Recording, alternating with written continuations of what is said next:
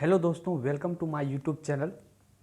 आज हम लोग बात करने वाले हैं हड़प्पा सभ्यता के कुछ महत्वपूर्ण सवाल पर। तो इसमें आप लोगों के लिए हम हड़प्पा सभ्यता के लिए 5 सवाल लाए हैं, जिसमें आप लोगों का 3 लघु है और 2 दीर्घ है, जो आप लोगों का एग्ज़ाम में बिहार बोर्ड के तरफ से कई बार एग्जाम में पूछा गया है। तो इसी पर आज हम लोग चर्चा करेंगे। जैसे कि आप लोगों को पता ही है कि हमारे चैनल पर आप लोगों को सबसे पहले इसका हड़प्पा सभ्यता का ऑब्जेक्टिव मिल गया है। जो नहीं देखे हैं तो हमारे चैनल पे जाके वो लोग देख सकते हैं हड़प्पा सभ्यता का ऑब्जेक्टिव। तो आज हम लोग हड़प्पा सभ्यता के लघु और दीर्घ उत्तरीय प्रश्न पर बात करेंगे। तो चलिए स्टार्ट करते हैं। आज का सबसे पहला हमारा सवाल है, क्या हड़प्पा सभ्यता का विस्तार की विवेचना करें। यानी कि हड़प्पा सभ्यता का विस्तार किधर से किधर था और हड़प्पा सभ्यता का विस्तार कितना बड़ा था, कितना छोटा था, इसी के बारे में ये सवाल में पूछा जा रहा है। ये कई बार आप लोग एग्जाम में पूछा गया है। तो हड़प्पा सभ्यता का विस्तार पर चर्चा करते हैं। तो इसका आंसर आप लोगों को वहाँ आंसर किस प्रकार से लिखना है वो भी बताया जाएगा, और किस प्रकार से लिखिएगा कि जो आप लोगों को पूरा का पूरा नंबर मिले। तो आप लोग सुनते होंगे, क्या कोई बच्चा पूरा लिख के आता है लेकिन वो कहता है कि मेरा नंबर इतना ही आया। तो इसका पीछे मेन रीज़न क्या रहता है, वो पैराग्राफ को चेंज नहीं करता है, और जहाँ आंसर लिखने का रहता है वहाँ नहीं लिखता है, उत्तर दे के नहीं लिखता है, प्रश्न उतार देता है, डायरेक्ट लिख देता है। तो चलिए ये सब बात आपको हम डायरेक्ट बताते चलते हैं, और किस प्रकार से लिखना है वो बात भी बताते हैं। तो सबसे पहला सवाल है, क्या हड़प्पा सभ्यता का विस्तार। तो हड़प्पा सभ्यता का विस्तार आप लोगों का सवाल में रहेगा। तो आपको वहाँ क्या करना है,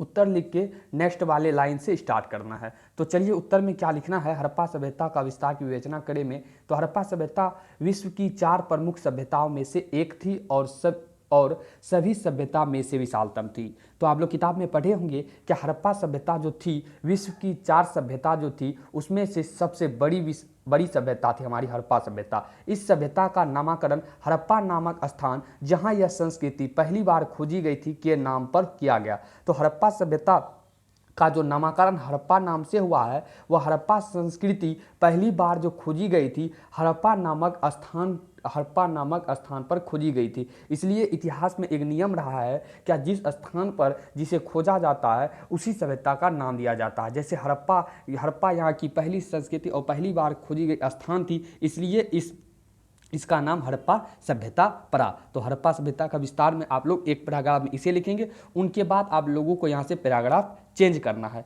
उनके बाद क्या लिखना है, क्या हड़प्पा सभ्यता का विस्तार पाकिस्तान, सिंध प्रांत, पंजाब, राजस्थान, गुजरात, काठियावाड़ एवं उत्तर प्रदेश के मांटे गोमड़ी तक फैली हुई थी। तो अब हड़प्पा सभ्यता का विस्तार लिखना है। तो हड़प्पा सभ्यता का विस्तार जो है पाकिस्तान, सिंध प्रांत, और उनके बाद ये कोमा जो दिया गया है आप लोगों को कभी नहीं छोड़ना है, कोमा के साथ लिखना है। क्या लिखना है, हड़प्पा सभ्यता का विस्तार पाकिस्तान, सिंध प्रांत, पंजाब, राजस्थान, गुजरात, काठियावाड़ एवं उत्तर प्रदेश के माउंट गोमड़ी तक फैले हुई थी। नेक्स्ट है हमारा, क्या इन सभी का केंद्र हड़प्पा था। तो इन सभी का केंद्र क्या था, यानी कि पाकिस्तान, सिंध प्रांत, पंजाब, राजस्थान, गुजरात, काठियावाड़, उत्तर प्रदेश, सभी जगह हमारी हड़प्पा सभ्यता फैली थी, और इन सभी का जो केंद्र था वह हड़प्पा था, जिसकी कुल मिलाकर पूरब से पश्चिम 1600 किलोमीटर तथा उत्तर से दक्षिण 11 किलोमीटर तक विस्तृत था। इसका क्षेत्रफल 12,99,600 किलोमीटर था, और हड़प्पा सभ्यता मिस्र एवं मेसोपोटामिया सभ्यता को मिलाकर 12 गुना अधिक बड़ा था। तो इस पैराग्राफ में आपको क्या कहा जा रहा है, क्या मान के चलिए हड़प्पा सभ्यता था, और इसकी पूरब से पश्चिम की लंबाई जो थी वह आपकी कितनी किलोमीटर थी, 1600 किलोमीटर थी, और उत्तर से दक्षिण की लंबाई कितनी थी, 1100 किलोमीटर। कितनी थी, उत्तर से दक्षिण की लंबाई 1100 किलोमीटर। और इसमें कहा जा रहा है इसका क्षेत्रफल कितना था, तो 12,99,600 किलोमीटर था। और हड़प्पा सभ्यता मिस्र और मेसोपोटामिया, तो मिस्र और मेसोपोटामिया आप लोगों का 2 सभ्यता है, और इन दोनों को मिलाकर अगर बात किया जाए, इस दोनों से भी 12 गुना अधिक बड़ा हमारा हड़प्पा सभ्यता है। तो आई होप आप लोगों को हड़प्पा सभ्यता का विस्तार को समझ में आ गया होगा। तो हड़प्पा सभ्यता का विस्तार किस प्रकार से हमारा है, तो सबसे पहले लिखना है, हड़प्पा सभ्यता विश्व की 4 प्रमुख सभ्यता में से एक थी, और हड़प्पा और सभी सभ्यता में से विशालतम थी, और इस सभ्यता का नामकरण हड़प्पा नामक स्थान जहाँ यह संस्कृति पहली बार खोजी गई थी के नाम पर किया गया। उनके बाद आप लोगों को पैराग्राफ चेंज करना है। उनके बाद लिखना है कि हड़प्पा सभ्यता का विस्तार पाकिस्तान, सिंध प्रांत, पंजाब, राजस्थान, गुजरात, काठियावाड़ एवं उत्तर प्रदेश के माउंट गोमड़ी तक फैली हुई थी।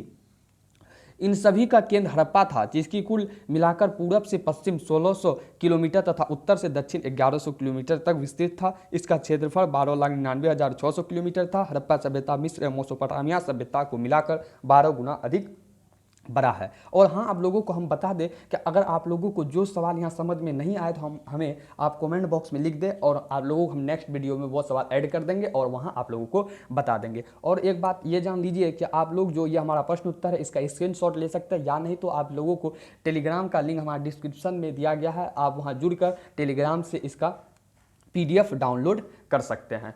तो चलिए अब नेक्स्ट सवाल हम लोगों का है कि पुरातत्व क्या है। बहुत ही इंपॉर्टेंट सवाल है और कई बार पूछा गया है कि पुरातत्व क्या है। आप लोग किताब में पढ़े भी होंगे कि पुरातत्व क्या है। तो आप लोगों के लिए हम जो लाए हैं वो 5 ही सवाल लाए हैं, क्योंकि आप लोग अगर किताब पूरी अच्छी प्रकार से पढ़े हैं तो कहीं से क्वेश्चन देगा बना देंगे, लेकिन कुछ क्वेश्चन ऐसा होता है जिसे आप लोग पढ़ते नहीं है तो ध्यान में नहीं रहता है, और कुछ क्वेश्चन MVVI रहता है, यानी कि बहुत ही इंपॉर्टेंट रहता है, जिसे आप लोगों को नोट डाउन करना होता है। उसी परिप्रेक्ष्य में हमारा ये आप लोगों का नोट्स आ रहा है और आप लोगों को समझाया जा रहा है ताकि आप लोग इसे अच्छी प्रकार से लिख सके।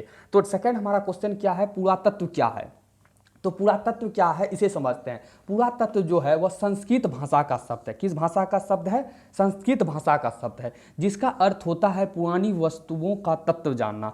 पुरातत्व क्या है? वह संस्कृत भाषा का शब्द है जिसका अर्थ होता है प्राचीन वस्तुओं के बारे में जानना, यानी उनके तत्व के जानने। प्राचीन वस्तु किस प्रकार से था, वहाँ क्या था क्या नहीं था, इन्हीं सब पर चर्चा किया जाता है, और उनकी रक्षा करना। पुरातत्व क्या है? पुरातत्व वह विज्ञान है जिसके माध्यम से पृथ्वी के गर्भ में छुपी हुई सामग्रियों की खुदाई कर अतीत के लोगों को भौतिक जीवन का ज्ञान प्राप्त किया जा सकता है। तो पुरातत्व का आप लोग क्या समझे कि पुरातत्व जो है हमारा वह संस्कृत भाषा का शब्द है, और जिसका अर्थ क्या होता है पुरानी वस्तुओं का तत्व जानना। और पुरातत्व जो है, पुरातत्व हमारा वह विज्ञान है। पुरातत्व क्या है? क्या वह विज्ञान है जिसके माध्यम से पृथ्वी के गर्भ में, पृथ्वी यानी कि पृथ्वी के गर्भ यानी कि पृथ्वी के अंदर में छुपी हुई सामग्री, यानी कि पृथ्वी के अंदर में जैसे छुपी हुई सामग्री है उनके बारे में हम लोगों को भौतिक जीवन का उनका पता चलता है। तो हड़प्पा सभ्यता के बारे में भी आप लोग पढ़े होंगे, तो हड़प्पा सभ्यता में भी आप लोग देखे होंगे जब इसका उत्खनन कराया गया था तो उसमें भी कॉलिन मैकेंजी के समय जब आप लोग इसका उत्खनन किया होगा तो आप लोग पढ़े होंगे, जहाँ के आप लोग राखलदास बनर्जी, दयाराम सहनी 1921 ईस्वी 1922 ईस्वी में जो इसका खोज किया था तो वो भी आप लोग पढ़े होंगे। तो ये दोनों को भी इसी प्रकार से पृथ्वी के गर्भ में छुपी हुई सामग्रियों की तहत इसे खोदा गया था और भौतिक जीवन के बारे में उनका प्राप्त किया गया था। जैसे आप लोग उसमें उसका भौतिक जीवन के अंतर्गत पढ़े होंगे, वह किस प्रकार के रहते थे, किस प्रकार से कौन कौन से प्रकार से खेती करते थे, वही सब के बारे में जो जानकारी प्राप्त होता है वही सब के विज्ञान को क्या कहा जाता है? पुरातत्व कहा जाता है। अर्थात पुरातत्व वह विज्ञान है जिसके माध्यम से पृथ्वी के गर्भ में छुपी हुई सामग्रियों की खुदाई कर अतीत के लोगों को भौतिक जीवन का ज्ञान प्राप्त किया जा सकता है। आई होप आप लोगों को यह सवाल भी समझ में आ गया होगा क्या पुरातत्व क्या है। अब चलते हैं सबसे महत्वपूर्ण सवाल, क्या कार्बन 14 विधि से यानी कार्बन 14 विधि से आप क्या समझते हैं? कई बार एग्जाम में पूछा गया है, ये एग्जाम का मोस्ट फेवरेट क्वेश्चन है और कई बार पूछा है। तो चलिए इसको हम लोग अच्छी प्रकार से जानते हैं। इसे 2 पैराग्राफ में लिखेंगे। तो चलिए उस हमारा डायरेक्ट पूछा जाएगा कार्बन 14 विधि से आप क्या समझते हैं। तो तिथि निर्धारण की वैज्ञानिक विधि को कार्बन 14 कहा जाता है। सिंपल सा सबसे पहले ये समझिए क्या कार्बन 14 जो है वह तिथि निर्धारण, क्या तिथि निर्धारण की विधि है, और कौन सी विधि है? तो वैज्ञानिक विधि है। तिथि निर्धारण की जो वैज्ञानिक विधि है उसी को कार्बन 14 कहा जाता है। सिंपल सा एक लाइन में तिथि निर्धारण की वैज्ञानिक विधि कार्बन 14 कहा जाता है। तो चलिए इसका विधि का खोज किसने किया? तो इस विधि का खोज जो किया वह अमेरिका के प्रख्यात रसायन शास्त्री BF लीवी द्वारा सन 1946 ईस्वी में की गई थी। कब किया गया था? तिथि निर्धारण वैज्ञानिक विधि कार्बन 14 का खोज अमेरिका के प्रख्यात रसायन शास्त्री BF लीवी द्वारा सन 1946 ईस्वी में की गई थी। और कार्बन 14 विधि अब ये परिचय हो गया, और इनके बाद हम बात करते हैं क्या कार्बन 14 विधि से क्या होता है। तो चलिए कार्बन 14 विधि से आप लोग इतना लिखने के बाद यहाँ पैराग्राफ चेंज कर देंगे जिस प्रकार से आप देखते हैं यहाँ लिखने के बाद हमारा सेकेंड लाइन से लिखे हैं, क्या इस विधि के अनुसार अर्थात कार्बन 14 विधि के अनुसार किसी भी जीवित वस्तु यानी किसी भी प्रकार का जो जीवित वस्तु है उसमें कार्बन 12 एवं कार्बन 14 की समान मात्रा पाई जाती है। मृत्यु अथवा विनाश की स्थिति में कार्बन 12 स्थिर रहता है मगर कार्बन 14 निरंतर क्षय होने लगता है, अर्थात जिस पदार्थ में कार्बन 14 की मात्रा जितनी कम होती है वह उतना ही प्राचीनतम माना जाता है। तो फर्स्ट पैराग्राफ में कार्बन 14 विधि किस प्रकार से है और कौन किया इसका खोज, ये बात को जाने, और कार्बन 14 विधि किस प्रकार से प्रयोग में लाया जाता है सेकंड पैराग्राफ में। तो क्या बताया जा रहा है, क्या किसी भी जीवित वस्तु, मान के चलिए कोई जीवित वस्तु है और इसमें जो है कार्बन 12 व कार्बन 14 की क्या होती है, समान मात्रा पाया जाता है, ठीक है। और मृत्यु अथवा विनाश यानी कि इस वस्तु की मृत्यु अथवा विनाश होता है, क्या होता है, मृत्यु अथवा विनाश आपका होता है, विनाश हो जाता है, ठीक है। तो इस स्थिति में क्या होता है, ये जो हमारा कार्बन 12 है ये मृत्यु के स्थिति में भी क्या होता है, स्थिर रहता है। लेकिन कार्बन 14 जो है, इसमें जो कार्बन 14 वाला जो है आपका, ये इसका क्या होता है, निरंतर ह्रास होने लगता है। तो निरंतर ह्रास जितना होता है उसी से अंदाजा लगाया जाता है कि यह वस्तु कितनी पुरानी है। तो आप लोग ये भी समझ गए होंगे कि कार्बन 14 विधि क्या है हमारा, तो आप लोग इसे भी बना लेंगे। अब बात करेंगे हम लोग 3 सवाल पर लघु उत्तरीय बात करें, अब हम लोग 3 दीर्घ उत्तरीय सवाल पर बात करेंगे, जो कि आप लोगों को यही 2 सवाल अभी तक शायद पूछा गया है एग्जाम में और पूछे जाने की भी संभावना है। तो चलिए ये दोनों सवाल को हम लोग अच्छी प्रकार से कंप्लीट करते हैं। तो सबसे पहले जानिए कि हमारा जो हड़प्पा सभ्यता था, वो हड़प्पा सभ्यता आप लोगों को पता होगा वो सिंधु नदी के किनारे बसी थी। किस नदी के किनारे बसी थी, हड़प्पा सभ्यता आप लोगों की किस नदी के किनारे बसी थी, आप लोग पढ़े होंगे। हड़प्पा सभ्यता जो आपकी बसी, हड़प्पा सभ्यता के बारे में आप लोग जो किताब में पढ़े होंगे, तो हड़प्पा सभ्यता का अंत का प्रमुख कारण पर चलिए चर्चा करते हैं। तो सिंधु सभ्यता या हड़प्पा सभ्यता दोनों एक ही का नाम है, और या सिंधु सभ्यता पूछा जाए या हड़प्पा सभ्यता के पतन के कारण पूछा जाए तो इसी को लिखना है। तो चलिए स्टार्ट करते हैं, सिंधु सभ्यता या हड़प्पा सभ्यता के पतन के कारण क्या क्या है। तो इस प्रकार से लिखना है, क्या सिंधु सभ्यता या हड़प्पा सभ्यता के पतन के कारण निम्न है, उनके बाद आप लोगों को लिखना है, क्योंकि 5 नंबर का ये आपसे पूछा जाएगा तो इसे आप लोगों को अच्छी प्रकार से लिखना होगा। तो क्या लिखना है, सिंधु सभ्यता या हड़प्पा सभ्यता के पतन के कारण निम्न है। तो सिंधु सभ्यता या हड़प्पा सभ्यता तकरीबन 1000 वर्षों तक रही। तो आप लोग पढ़े होंगे क्या सिंधु सभ्यता या हड़प्पा सभ्यता जो तकरीबन जो रही थी वो 1000 वर्षों तक रही थी। सिंधु या हड़प्पा सभ्यता के पतन या अंत के कारणों के बारे में इतिहासकार अलग अलग कई मत दिए हैं, जिनमें से प्रमुख मत निम्न प्रकार से हैं। तो आप लोग ये भी जानते हैं क्या सिंधु सभ्यता या हड़प्पा सभ्यता के पतन का या अंत यानी कि खत्म जो हुआ था, उनके पक्ष में अनेक व्यक्ति अनेक प्रकार के मत देते हैं, लेकिन कोई भी इनका सटीक मत नहीं दिए हैं, लेकिन उनको मान लिया गया है ये सटीक है, क्योंकि जो लगता है उन्हें हम लोग सटीक मानते हैं। तो चलिए हड़प्पा सभ्यता पतन के बारे में जो बताया है, तो कौन कौन से जो व्यक्ति क्या क्या बताए हैं, तो उन पर चलिए चर्चा करते हैं। तो इसको भी आप लोगों को लिखना है, उनके बाद पैराग्राफ चेंज करके लिखना है। क्या सबसे पहले बताता है जलवायु परिवर्तन से हड़प्पा सभ्यता का अंत हो गया। ये कौन बताता है, बीबी लाल, आर्नस्टाइन, एन घोष। कौन कौन बताता है जलवायु परिवर्तन से हड़प्पा सभ्यता का अंत हुआ, तो बीबी लाल या आर्नस्टाइन, एन घोष। तो आप लोगों को ऑब्जेक्टिव भी पूछा जाता है किसके अनुसार से जलवायु परिवर्तन के कारण हड़प्पा सभ्यता का अंत हो गया, तो बीबी लाल, आर्नस्टाइन, एन घोष दिया जाता है। तो आप लोग वहाँ ऑब्जेक्टिव भी इससे बना सकते हैं। सेकंड क्या कहा गया, नदियों के जलमार्ग परिवर्तन हो जाने से हड़प्पा सभ्यता का अंत हो गया, बाढ़ आ जाने से हड़प्पा सभ्यता का अंत, या भूकंप हो जाने से हड़प्पा सभ्यता का अंत, और आर्यों का आक्रमण यानी कि आर्य का जो आक्रमण था उनसे भी हड़प्पा सभ्यता का अंत हो गया। ये कौन बताता है, व्हीलर के अनुसार जो बताता है वो बताता है कि आर्य का जो आक्रमण हुआ उसी में हड़प्पा सभ्यता का अंत हो गया। उनके बाद है सामाजिक ढांचे में परिवर्तन। क्या था, सामाजिक ढांचे में परिवर्तन से, सामाजिक ढांचे में दिखाओ नहीं हुआ, सामाजिक ढांचे में परिवर्तन से और किसी प्रकार की बीमारी या महामारी से हड़प्पा सभ्यता का अंत हो गया। तो आप लोगों को हड़प्पा सभ्यता में क्या बताया कि सिंधु या हड़प्पा सभ्यता तकरीबन 1000 वर्षों तक रही, और हड़प्पा सभ्यता के अंत के बारे में भी इतिहासकार विभिन्न मत दिए हैं। तो उनमें से जलवायु परिवर्तन, नदियों का जलमार्ग परिवर्तित होना, बाढ़, भूकंप, आर्य आक्रमण, सामाजिक ढांचे में परिवर्तन आदि महामारी, तो ये सब जो है वो हड़प्पा सभ्यता का अंत का कारण बनती है। तो अब लिखना है आपको, इतना दे देने के बाद किसी का सटीक मत लिखना है, ताकि आप लोग वहाँ अच्छी प्रकार से एग्जामिनर जो कॉपी जांच करता है उसे समझ में आया। तो अब लिखना है, क्या अधिकतर विद्वानों का मत है कि इस सभ्यता का पतन बाढ़ के प्रकोप के कारण ही हुआ है। हालांकि इस सभ्यता का विकास नदी घाटी में हुई थी तो बाढ़ आना स्वाभाविक था, इसलिए यह तर्कसंगत लगता है। वहीं कुछ और विद्वान का कहना है कि केवल बाढ़ इतना विशाल सभ्यता के पतन का कारण नहीं हो सकती, इसलिए बाढ़ के अलावे और भी कारण है, जैसे आग लग जाना, महामारी, बाहरी आक्रमण आदि। कुछ विद्वान समर्थन करते हैं। तो इसमें क्या कहा जा रहा है, क्या अधिकतर विद्वान जो इसका मत दिया है वह कहता है कि बाढ़ के प्रकोप के कारण ही हुआ है,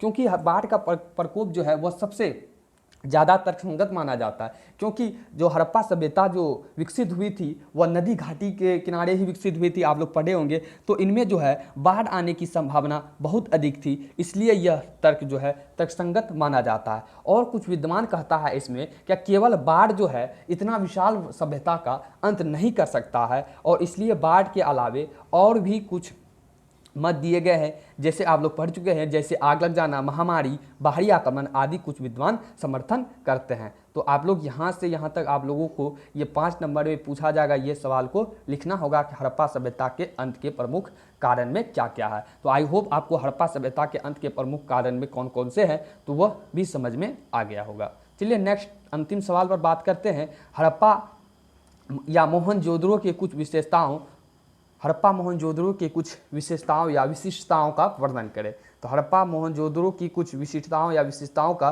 वर्णन करें, यह बहुत ही इंपॉर्टेंट सवाल है। चलिए इस पर चर्चा करते हैं। और ये दोनों सवाल आप लोग एग्जाम में कम से कम अभी तक 4 से 5 बार पूछा चले गया है, तो इसी बार भी आने की संभावना है। तो चलिए हड़प्पा सभ्यता की कुछ विशेषताओं या विशेषताओं का वर्णन करें। विशेषता या विशेषताओं को पूछा जाए, दोनों का एक ही आंसर होगा, तो आप लोग जो भी लिख दें वह सही हो जाएगा, ठीक है। तो चलिए बात करते हैं हड़प्पा सभ्यता के बारे में अच्छी प्रकार डिटेल से, इनकी कुछ विशेषता पर। तो बात करते हैं किसी भी सभ्यता की विशेषता लिखने से पहले उनका हमें पृष्ठभूमि यानी कि उनका इंट्रोडक्शन देना होता है। तो इंट्रोडक्शन हम लोग देते हैं कि मोहनजोदड़ो या हड़प्पा सभ्यता का सबसे बड़ा शहरी केंद्र माना जाता है। मोहनजोदड़ो जो एक शहर है वह हड़प्पा सभ्यता का सबसे बड़ा शहरी केंद्र माना जाता है। इस सभ्यता का नगर योजना, गृह निर्माण, मुद्रा, मोहर आदि की अधिकांश जानकारी मोहनजोदड़ो से प्राप्त हुई है। नियोजित शहर केंद्र, यह नगर 2 भागों में विभाजित था, एक छोटा लेकिन ऊंचाई पर बनाया गया, दूसरा कहीं अधिक बड़ा नीचे बनाया गया। तो इस पैराग्राफ में क्या कहा जा रहा है कि मोहनजोदड़ो जो है, मोहनजोदड़ो हड़प्पा सभ्यता का सबसे बड़ा शहरी केंद्र माना जाता है। हड़प्पा सभ्यता का जो है मोहनजोदड़ो वह सबसे बड़ा शहरी केंद्र माना जाता है, क्योंकि इसमें नगर नियोजन, गृह निर्माण, मुद्रा, मोहर आदि अधिकांश जानकारी हमें मोहनजोदड़ो से ही प्राप्त होती है। और नियोजित शहरी केंद्र 2 भागों में बटा था, आप लोग पढ़े होंगे। तो दुर्ग और ऊपर का भाग, नीचे और ऊपर का भाग पड़े होंगे। तो नियोजित शहर का केंद्र यह 2 भागों में विभाजित था, एक छोटा लेकिन ऊंचाई पर था, मोहन ऊंचाई पर बनाया गया, और दूसरा कहीं अधिक बड़ा नीचे बनाया गया था। तो ऊपर कौन सा था, नीचे कौन सा था, इसकी भी चर्चा हम इसमें किए थे। आप लोग देख सकते हैं यहाँ किस प्रकार से पैराग्राफ छोड़ा गया है, इसी प्रकार से सेम टू सेम आप लोगों को लिखना है। तो उनके बाद फिर लिखना है कि मोहनजोदड़ो की प्रमुख विशेषताएं निम्नलिखित थी। उनके बाद इस प्रकार से लिखना है, उनके बाद नंबर पॉइंट बाय पॉइंट लिखना है ताकि अच्छी प्रकार से वहाँ नंबर मिल जाए। थोड़ा सा इंट्रोडक्शन देना है। उनके बाद मोहनजोदड़ो की प्रमुख विशेषताएं निम्नलिखित थी। उनके बाद सबसे पहला उसमें देना है नगर नियोजन। तो हड़प्पा सभ्यता की सबसे इंपॉर्टेंट बातें हैं, नगर नियोजन थी। हड़प्पा सभ्यता में क्या थी, नगर नियोजन। नगर नियोजन क्या है, इस पर चर्चा करते हैं। मोहनजोदड़ो 125 हेक्टेयर में फैला विस्तृत शहरी केंद्र था। शहर का विभाजन पूर्व और पश्चिम क्रमशः नगर एवं दुर्ग के रूप में था। दुर्गों की संरचना ईंट के चबूतरे पर निर्मित थी। दुर्ग का प्रयोग प्रशासनिक एवं धार्मिक कार्य के लिए होता था। यहाँ से प्राप्त बस्तियाँ के साथ चीज़ों का आकार में निश्चित अनुपात तथा बस्तियों के निर्माण में कच्चे माल के स्रोत के समीप एक रूपता प्रदर्शित होती है। तो नगर नियोजन क्या है, तो नगर नियोजन के बारे में जब बात करेंगे तो मोहनजोदड़ो जो है वह 125 हेक्टेयर में फैला विस्तृत शहरी केंद्र था और शहर का विभाजन पूर्व और पश्चिम में था, नगर एवं दुर्ग के रूप में था। आप लोग पढ़ चुके हैं। तो दुर्गों की संरचना जो था, ईंट, यहाँ है आप लोगों का ईंट नहीं है, ईंट है, ठीक है, ईंट का चबूतरे पर निर्मित थी। क्या दुर्ग जो था आपका वह ईंट के चबूतरे पर निर्मित था। दुर्ग का जो उपयोग होता था वह प्रशासनिक एवं धार्मिक कार्य के लिए होता था। दुर्ग का प्रयोग किस लिए होता था, तो प्रशासनिक एवं धार्मिक कार्य के लिए। यहाँ से जो प्राप्त बस्तियाँ हुई है उनमें चीज़ों के लिए आकार और निश्चित अनुपात में हुआ है। वहाँ जो बस्तियां हैं, बस्तियां की ईंट ऊट जो परार्थ में हुई है वह निश्चित अनुपात में हुआ है, और बस्तियों का निर्माण जो कच्चे माल में हुआ है उनका भी समीप एकरूपता, यानी कच्चे माल में भी एकरूपता पाई जाती है। इसलिए कहा जाता है मोहनजोदड़ो में जो थी वह नगर नियोजन की प्रणाली थी। अब सेकंड पर बात करेंगे हम लोग, जो कि बहुत ही इंपॉर्टेंट, नियोजित सड़क एवं विकास व्यवस्था। तो आप लोग पढ़े होंगे नियोजित सड़क एवं विकास व्यवस्था, तो इस पर भी चर्चा करते हैं। यहाँ सेकंड पॉइंट हो जाएगा नियोजित सड़क एवं विकास व्यवस्था। यहाँ लिखने के बाद आप लोगों को इस लाइन से नहीं लिखना, नीचे वाला लाइन से लिखना है, ठीक है। तो चलिए स्टार्ट करते हैं। मोहनजोदड़ो की प्रमुख विशेषता सड़कें तथा जल निकासी व्यवस्था थी। क्या थी प्रमुख विशेषता? सड़कें तथा जल निकासी व्यवस्था थी। मोहन की सड़कें यानी मोहनजोदड़ो की सड़कें एक दूसरे को समकोण पर काटती है और सड़कें नगर को दो वर्गाकार खंडों में विभाजित करती थी। क्या करती थी? मोहनजोदड़ो की एक दूसरे को समकोण पर काटती है और सड़कें नगर को वर्गाकार खंडों में विभाजित करती थी, अर्थात इस प्रकार से यहां से काटती थी और इधर से नाली पास करती थी और यहां आपका घर हो जाता था, ठीक है। और उनके बाद वहीं जल निकास प्रणाली के अंतर्गत घरों से निकलने वाली अशुद्ध जल की निकासी के लिए गलियों में बड़ी नाली बनी थी, जो गलियों के समान ग्रिड प्रणाली को एक दूसरे से जुड़ी हुई थी। नालियों के चूने पत्थर व पट्टिका एवं चौड़ी ईंटों के द्वारा ढका गया था, जिन्हें समय समय पर सफाई के लिए हटाया जाता था। तो आप क्या समझे इसके अंतर्गत? नियोजित सड़क एवं विकास व्यवस्था के अंतर्गत क्या मोहनजोदड़ो की जो प्रमुख विशेषता वह सड़कें तथा जल निकासी व्यवस्था थी, और मोहनजोदड़ो की जो सड़क है वह एक दूसरे को समकोण पर काटेगी, और सड़क जो है नगर को वर्गाकार खंडों में विभाजित करेगी, और सड़क जो प्रायः था वह मिट्टी का था। वहीं जल निकासी प्रणाली अंतर्गत बात करें तो घरों से निकलने वाला जो अशुद्ध जल निकासी था वह गलियों की एक बड़ी नाली में जाता था, और यह पट्टिका ईंटों से बनी थी ताकि इसे समय समय पर हटाकर साफ किया जा सके। तो नियोजित सड़क एवं विकास व्यवस्था है। तो इसके अंतर्गत हम लोग 4 प्रकार का आप लोगों को लिखना होगा, क्योंकि आप लोगों का 5 नंबर से पूछेगा, इसलिए चौथा 2 ठो हम लोग लिख दिए। पहला लिखे नगर नियोजन और दूसरा हम लोग लिखे नियोजित सड़क एवं विकास व्यवस्था। उनके बाद हम लोग चर्चा करेंगे विशाल स्नानागार एवं अन्नागार पर। किस पर चर्चा करेंगे? विशाल स्नानागार एवं अन्नागार पर। तो चलिए विशाल स्नानागार अन्नागार पर चर्चा कर लेते हैं। मोहनजोदड़ो की सर्वाधिक उल्लेखनीय स्मारक वहाँ का स्नान घर है। मोहनजोदड़ो का अगर सर्वाधिक उल्लेखनीय स्मारक की बात करें तो वहाँ का स्नानागार है, और स्नानागार केंद्र पर जलकुंड या जलाशय बना है। इसमें उतरने के लिए उत्तर तथा दक्षिण की ओर सीढ़ियां बनी है। जलाशय का फर्श पक्की ईंट से बना है। तो मोहनजोदड़ो का उल्लेखनीय स्मारक क्या है? स्नानघर है, जिसमें स्नानघर जलकुंड या जलाशय बना है। इसमें उतरने के लिए उत्तर तथा दक्षिण से सीढ़ी बनी है। जलाशय की जो फर्श है वो पक्की ईंट से बनी है। और मोहनजोदड़ो में स्थित अन्नागार भी, इस अन्नागार क्या है? यानी कि खाने की जो सामान रखी जाती है। अन्नागार भी इसकी प्रमुख विशेषता थी। मोहनजोदड़ो का निचला स्तर आवासीय बना था। घर के मध्य में आंगन तथा आंगन के चारों ओर कमरा था, यानी कि घर के जो मध्य था उनके घर के मध्य में क्या था? आंगन था। घर के चारों ओर क्या था? कमरा था। घर के चारों ओर क्या था? कमरा था। और घरों में कुएं का निर्माण भी होता था। घरों में क्या होता था? इसी के अंदर कुएं का निर्माण भी होता था। तो विशाल स्नानागार यानी कि नहाने का स्थान, और अन्नागार यानी कि अन्न रखने का स्थान के बारे में आप लोग जानकारी प्राप्त कर लिए। और चौथा अंतिम बात लिखना है, शासन व्यवस्था किस प्रकार थी। उनके बाद निष्कर्ष लिखना है। निष्कर्ष लिख देते हैं तो आपका कॉपी बेजोड़ हो जाता है, 1 नंबर भी कटने की संभावना नहीं रहती है। तो चलिए इसकी शासन व्यवस्था हड़प्पा सभ्यता के बारे में बताता, कौन क्या क्या बताते हैं उस पर चर्चा करते हैं। तो पुरातत्वविदों को मोहनजोदड़ो में प्रत्यक्ष रूप से शासकीय प्रबंध के प्रमाण नहीं मिलते हैं, लेकिन पुरातत्वविदों ने मोहनजोदड़ो से प्राप्त एक विशाल भवन को प्रसाद की संज्ञा दी है। किसकी विशाल भवन को किस चीज़ की संज्ञा दी है? तो प्रसाद की संज्ञा दी है, परंतु इससे संबंधित कोई भव्य वस्तु प्राप्त नहीं हुई है। दूसरी ओर यह भी सत्य है कि मोहनजोदड़ो की शहरी स्वरूप माप तौल इकाइयाँ की एक रूपता की लेबंदी आदि के प्रशासनिक इकाइयों का उपस्थित होना आवश्यक होता होगा। तो मोहनजोदड़ो में जो शासन व्यवस्था है इनके बारे में सटीक जानकारी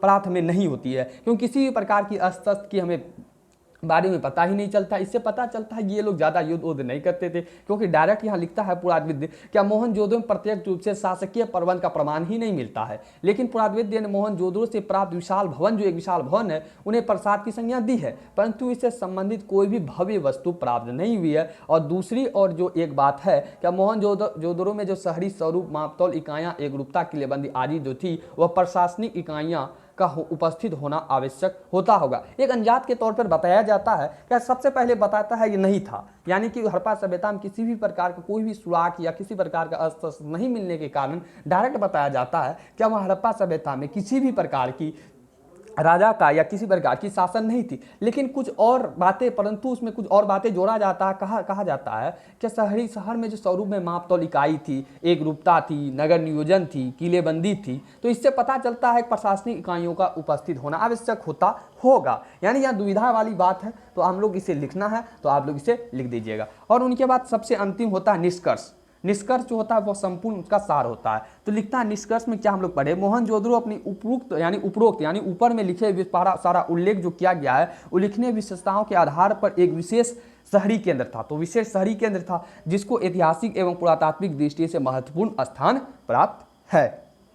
तो चलिए, आई होप आप लोगों को ये भी सवाल समझ में आ गया होगा। क्या हड़प्पा मोहनजोदड़ो की पर कुछ विशेषताओं या विशेषता का वर्णन क्या है वह समझ में आ गया होगा। और हड़प्पा सभ्यता के अंत के प्रमुख कारण के बारे में, कार्बन 14 विधि के बारे में, पुरातत्व क्या है इसे समझ में आ गया होगा। और हड़प्पा सभ्यता का विस्तार भी समझ में आ गया होगा। तो एक बार आपको हम फिर से बता देते हैं, हड़प्पा सभ्यता विस्तार के अंतर्गत क्या होता है कि 4 प्रमुख सभ्यता में से एक थी, और हड़प्पा नामक स्थान पर जिसमें ये पहली बार सभ्यता खोजी गई और ये कहाँ कहाँ फैला था उनको लिख देना है। और इनकी उत्तर से दक्षिण, पूर्व से पश्चिम लंबाई को लिख देना हो जाएगा। और पुरातत्व क्या लिखना, पुरातत्व के अंतर्गत आपको हम क्या बताया कि पुरातत्व वह विज्ञान है जिसके माध्यम से पृथ्वी के गर्भ में छुपी हुई सामग्रियों का अध्ययन का अतीत का भौतिक जीवन का ज्ञान प्राप्त किया जा सकता है। और कार्बन 14 विधि के अंतर्गत आप लोग क्या जाने, इसका खुद प्रख्यात अमेरिका के प्रख्यात रसायन शास्त्री B.F. लिबन 1946 ईस्वी में की थी। और इस विधि के अनुसार किसी भी जीवित पदार्थ में कार्बन 12 और कार्बन 14 समान मात्रा पाया जाता है। मृत्यु अथवा विनाश की स्थिति में कार्बन 12 स्थिर रहता है, मगर कार्बन 14 निरंतर क्षय होने लगता है। यह सब बात आप जान चुके। और हड़प्पा सभ्यता के अंत के प्रमुख कारण में आप लोग जलवायु परिवर्तन, नदियाँ, बाढ़, भूकंप, आर्य आक्रमण के बारे में लिख देना है। और उनके बाद हड़प्पा सभ्यता के कुछ विशेषताओं वर्णन के नगर नियोजन लिखना है, नियोजित सड़क एवं विकास व्यवस्था। और उनके बाद तीसरा विशाल स्नान अन्नागार के बारे में लिखना है, शासन व्यवस्था। उनके बाद निष्कर्ष लिखना, उनके बाद आपका ये तैयार हो जाएगा। तो इसी प्रकार के आप लोग वीडियो पाने के लिए हमारे चैनल को सब्सक्राइब करें और वीडियो को लाइक कर दें और वीडियो को अधिक से अधिक शेयर कर दें। तो thank you all of you, thanks for watching. और आप लोग आप लोग हमारे चैनल पर जाकर देख सकते हैं। और हिंदी से संबंधित और हिस्ट्री यानी सभी प्रकार संबंधित आप लोगों को ट्रिक के साथ वीडियो मिल जाएगी, तो आप लोग वहां से अच्छी प्रकार से तैयारी कर सकते हैं। तो इसी प्रकार की वीडियो आप लोगों को मिलते हैं नेक्स्ट वीडियो में।